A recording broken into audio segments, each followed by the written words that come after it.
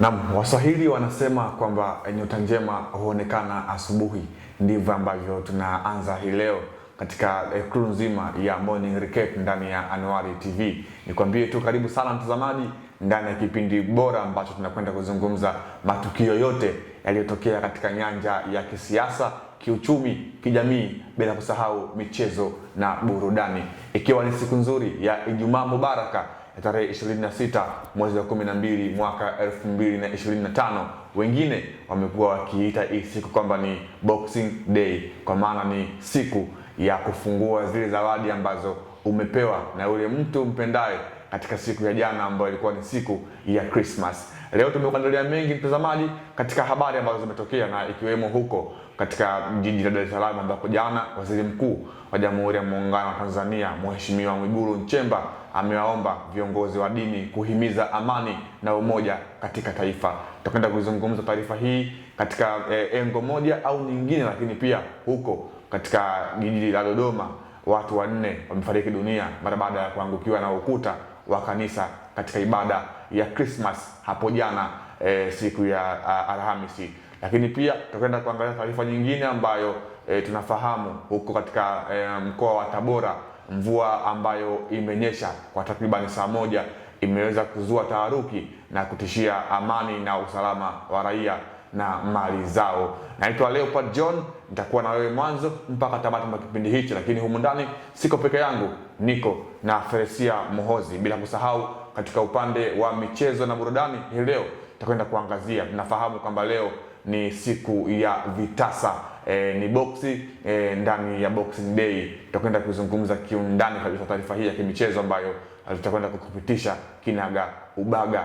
Hassan Mwakinyo the Champions hii leo yuko ulingoni. Niko hapa na Feresia Mohoza ambayo tutakuwa naye mpaka tamati mwa kipindi hichi. Na Feresia Mohoza, habari ya asubuhi? Salama kabisa. Bila shaka ni Boxing Day, umeshafungua zawadi yako? Bado, nipo kwenye majukumu kwanza. Lakini zawadi ulipewa? Zawadi muhimu. Bwana, ni siku nyingine tunakutana ndani ya Morning Recap, kipindi ambacho Watanzania wamekuwa wanahitaji kupata kile ambacho kimetokea kwa siku nzima ya iliyomalizika na kuanza siku kwa kupata habari ambazo wamekuwa wakizihitaji kwa sehemu moja ama nyingine. Ndio. Na leo kwa kuanza kwa haraka tunaanzia huko katika jiji la Dar es Salaam ambapo Waziri Mkuu wa Jamhuri ya Muungano wa Tanzania Dr. Mwigulu Nchemba amewahimiza na kuagiza viongozi wa dini kote nchini kuhimiza umoja na amani wa taifa, kwa maana ndio msingi wa kulijenga taifa kwa sehemu moja ama nyingine. Kwa habari hiyo inasema kwamba waziri Mheshimiwa Mwigulu Nchemba ametoa wito kwa viongozi wa dini kuendelea kushirikiana na serikali katika kutoa elimu ya umoja na amani ambapo na kupinga chuki, migawanyiko na vitendo vyovyote vinavyoweza kuvuruga mshikamano wa taifa. Amesema kuwa vita yoyote inayohusisha wenyewe kwa wenyewe huwa haina mshindi, bali ina kupoteza wote, na mgawanyiko ndani ya taifa hauna mshindi, bali una matokeo ya kushindwa wote kama taifa. Hiki ni ambacho jana Mheshimiwa Waziri Mkuu Mwigulu Nchemba amekizungumza katika ibada ya Christmas katika kanisa la Katoliki huko katika jiji la Dar es Salaam. Pengine hii inaashiria nini hasa kwa kuwataka viongozi wa dini ambao wao ndio wamekuwa kwa sehemu moja ama nyingine wanatoa elimu pia ya kijamii katika ibada mbalimbali ambazo wamekuwa wanafanya? Kwa sababu kanisani kuna mkusanyiko mwingi, kwa hiyo inakuwa rahisi kufikia baadhi ya watu. Na sio kanisani tu, hata pia misikitini. Hata misikitini pia ni sehemu ambayo kuna mkusanyiko wa watu wengi, kwa ile taarifa ukitoa inaweza ikasambaa kwa muda mfupi sana na kubadilisha matokeo. Kwa hiyo ni jambo jema alilofanya Dr. Mwigulu Nchemba. Taarifa nyingine Feresia Mohozi, tukipiga mbali taarifa hii yatishia maisha huduma za kijamii Makoro Tabora mjini. Ambako wakazi wa kata ya Makoro wilayani Tabora mjini wameingiwa na hofu ya maisha yao sambamba na kukosa huduma za msingi baada ya mvua kubwa kunyesha mapema leo Disemba hapo 25 na kusababisha mafuriko katika baadhi ya maeneo. Kwa maana bado kuna mvua ambazo zinaendelea kutisha baadhi ya maeneo. Kwa taarifa ya mamlaka ya hali ya hewa nchini TMA, wamekuwa wanatoa elimu lakini pia kutoa taarifa kwa umma juu ya kuchukua tahadhari, hususan wale ambao wanaishi karibu na maeneo ya mito mbalimbali ama mabonde, kuweza kuchukua tahadhari hiyo. Na unaona hii Tabora jana imeweza kutishia amani. Mvua imepiga takriban saa moja, lakini ilikuwa ni mvua kubwa kwa kweli, na tunafahamu huu ndio mwezi wake wa mikoa mingi Tanzania imekuwa ikiwa inapata mvua. Ni kipindi cha masika. Masika, lakini pia tunamaliza mwaka, ni yani mvua ndio ipo katika wakati wake. Kwa hiyo ni vyema ama ni sahihi kwa wale ambao hajachukua tahadhari waweze kuchukua tahadhari mapema, kwa maana kuepuka athari zozote ambazo zinaweza zikatokea mara baada ya mvua kubwa kunyesha, kwa maana mafuriko, lakini pia hata kupelekea mambo kadhaa ambayo pengine yanaweza yakasababishwa na mvua kubwa ambayo zimekuwa zikiendelea kunyesha baadhi ya mikoa nchini Tanzania, na lakini pia katika maeneo mengi ambayo yamekuwa yakiripotiwa na matukio ya mvua kuendelea kunyesha. Hiyo ndio ambayo imetokea katika mkoa wa Tabora, katika kata ya Malolo, Tabora mjini, ambapo mvua kubwa takriban saa moja imenyesha na kuweza kusababisha ama kutishia ule maisha, lakini pia huduma mbalimbali za kijamii katika mkoa wa Tabora. Tukasilia mbali taarifa hiyo, ambako taarifa nyingine ambayo tumekuletea hii leo, mtazamaji wa Anwari TV, ni huko katika jiji la Dodoma, makao makuu ya nchi, ambako kuna taarifa ya kusikitisha, ambapo wanne wanaripotiwa kufariki kwa kuangukiwa na ukuta kanisani, na huku 12 wakiwa wamelazwa katika hospitali ya mkoani Dodoma. Unakuja kuona wakati wanafanya ibada ya Christmas, ukuta ukawaangukia na kuweza kupoteza ndugu zetu wanne huko jijini Dodoma. Pengine Teresia Muhoozi, matukio kama haya yamekuwa yakiripotiwa hasa katika maeneo ya vijijini. Pengine usalama upi ambao unatakiwa kuchukuliwa na jamii kwa ujumla ili mradi kuweza kuepuka matukio kama haya? Bila shaka ukuta kudondoka ni Mwenyezi Mungu mwenyewe kapanga, kwa sababu watu walienda kusali wasijua kwamba ukuta unadondoka. Kwa wao wamefuata ibada, ila ya Mungu mengi kikawakuta. Lakini pengine unaona kabisa kwamba ukuta ama zile kuta ilikuwa haina ule uimara kusema kwamba inaweza ikawa imara, lakini pia compared na muumini hawezi kufahamu kwamba ukuta hauna uimara. Kwa hiyo moja kwa moja unapeleka au nini ambacho kinabidi sasa yani kifanyike ili mradi kuweza kuepuka mambo kama haya ambayo yamekuwa kwa muda mchache ama muda mrefu yamekuwa yakisababisha ndugu zetu kuweza kufariki. Unaona hapa wanne wamefariki, ni tukio la kusikitisha kweli kweli, na ukikompea ilikuwa ni siku ya Christmas, watu wamejipanga kwenda kusherehekea, afu inakuja taarifa ya msiba. Aise, inasikitisha kweli kweli. Bila shaka kila kitu Mungu anapanga. Huwezi jua, wenda siku hiyo ilikuwa imefika. Na serikali pia imekuwa ikihimiza watu kuweza kujenga zile ama makazi imara zaidi ili mradi kuepuka matukio kama haya, na tutoe tu pole kwa ndugu ambao wamefiwa na hawa ndugu zao wanne, lakini pia 12 ambao ni majeruhi wapone haraka na warejee katika majukumu yao ya kila siku. Na tunasema kwamba Mwenyezi Mungu azilaze roho za marehemu mahala pema peponi, na tunasema amen. Tukisilia mbali taarifa hiyo, Teresia Muhoozi, taarifa nyingine ni kwingine ni huko Mara. Wazee wa mila na machifu Mara waahidi amani kwa nchi. Wazee wa mila na machifu mkoani Mara jana wamesema watatumia mbinu zote kusaidia serikali inayoongozwa na Dr. Samia Suluhu Hassan kulinda na kuimarisha usalama wa nchi kwa kufuata misingi iliyoachwa na baba wa taifa Mwalimu Julius Kambarage Nyerere ili nchi iweze kuwa salama wakati wote. Kauli hiyo wameitoa wakati wakizungumza na Waziri wa Ulinzi na Jeshi la Kujenga Taifa Dr. Rimo Nyansoro katika kikao kilichofanyika katika eneo la Komaswa wilayani Tarime mkoani Mara. Kwa umeona mbali na Dr. Mwigulu Nchemba kuhamasisha swala la imani, wazee pia wa mila na desturi wameungana sambamba na Dr. Samia Suluhu Hassan katika kueneza. Na amani ni swala ambalo ni nyeti kwa taifa kwamba linasaidia kuweza kujenga uchumi pia wa taifa.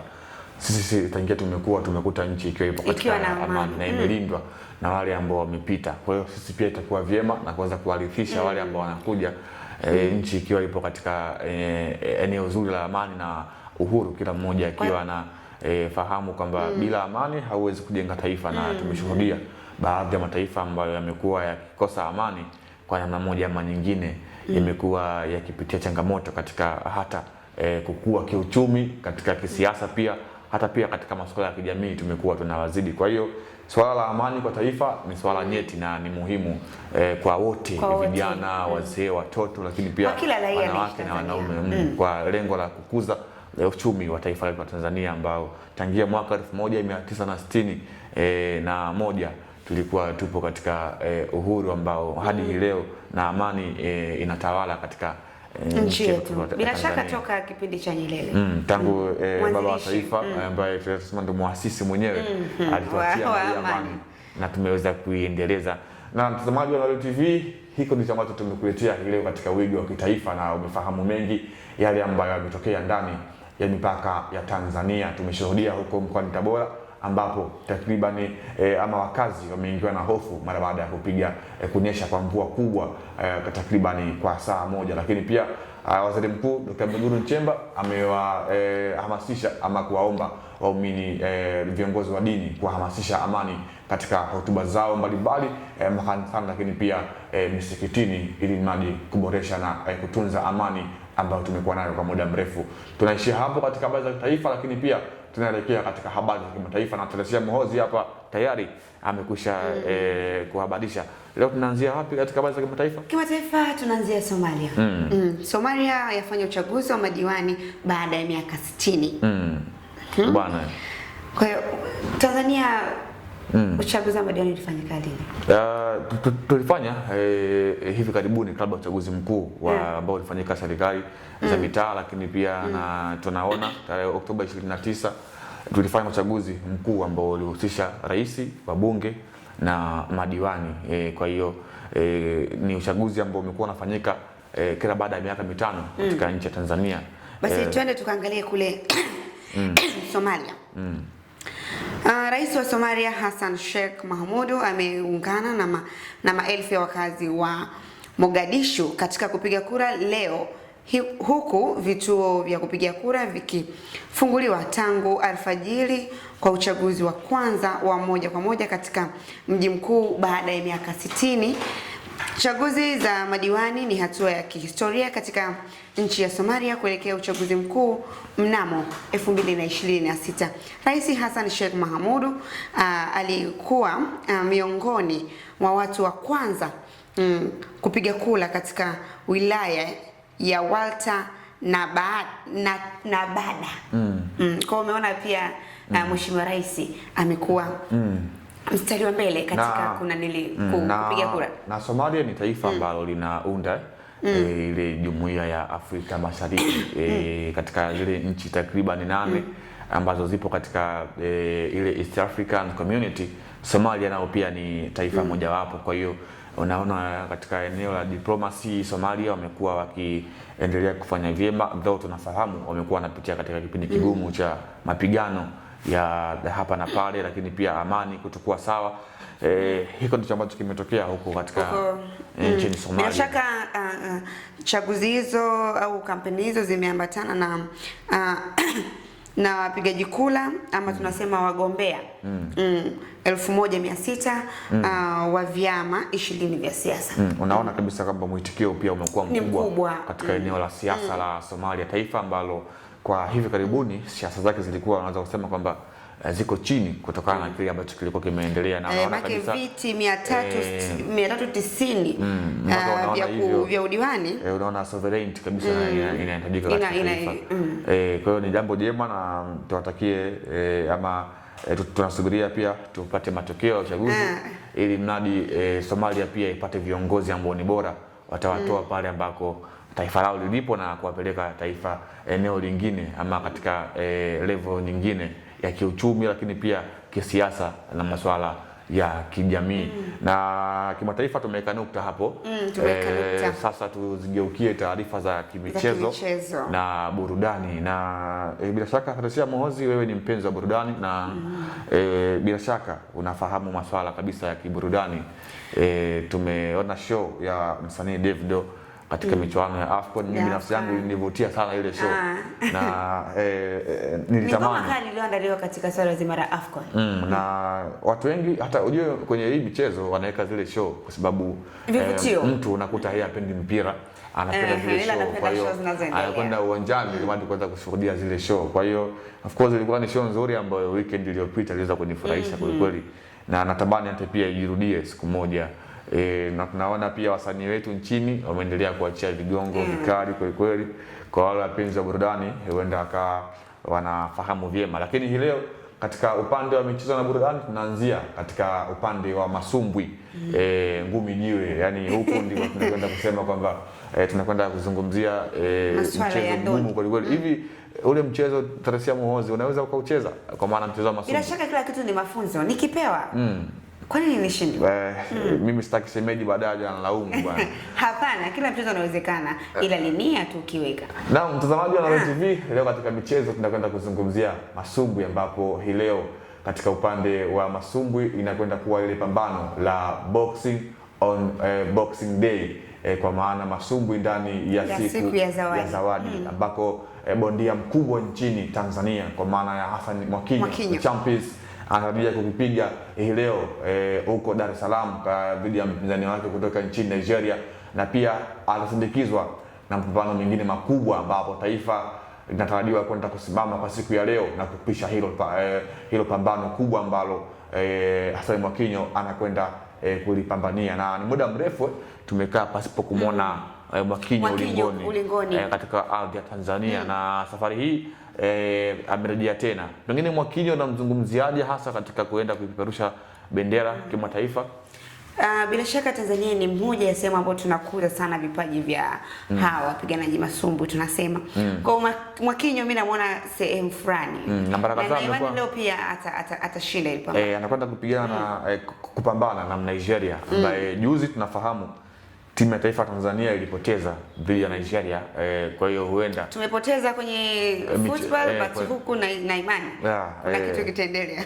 Na mtazamaji wa Anwaar TV, hiko ni ambacho tumekuletea hii leo katika upande wa michezo na burudani, na tumefikia tamati mwa kipindi cha Morning Recap ndani ya Anwaar TV. Siku nzuri ya Ijumaa ya tarehe 26 mwezi wa 12 ambako tumekupitisha katika habari mbalimbali ikiwemo huko katika jiji la Dar es Salaam ambako Mheshimiwa Waziri Mkuu Dr. Mwigulu Nchemba amewahimiza viongozi wa dini kuhimiza umoja na amani katika taifa ili kuimarisha uchumi, lakini pia maendeleo ya taifa kwa ujumla. Lakini pia huko katika jiji la Dodoma tumeshuhudia watu wanne wameweza kufariki baada ya kuangukiwa na ukuta, huku 12 wakijeruhiwa katika tukio hilo. Lakini pia Tabora tumeshuhudia mvua ambayo inakadiriwa kunyesha kwa saa moja imeweza kuzua taharuki, lakini pia kuweza kuleta madhara kwa sehemu moja ama nyingine. Nilikuwa naye humu ndani Theresia Muhoozi,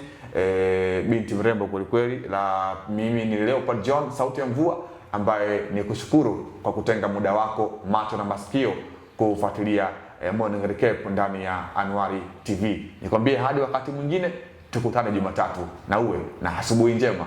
Asante.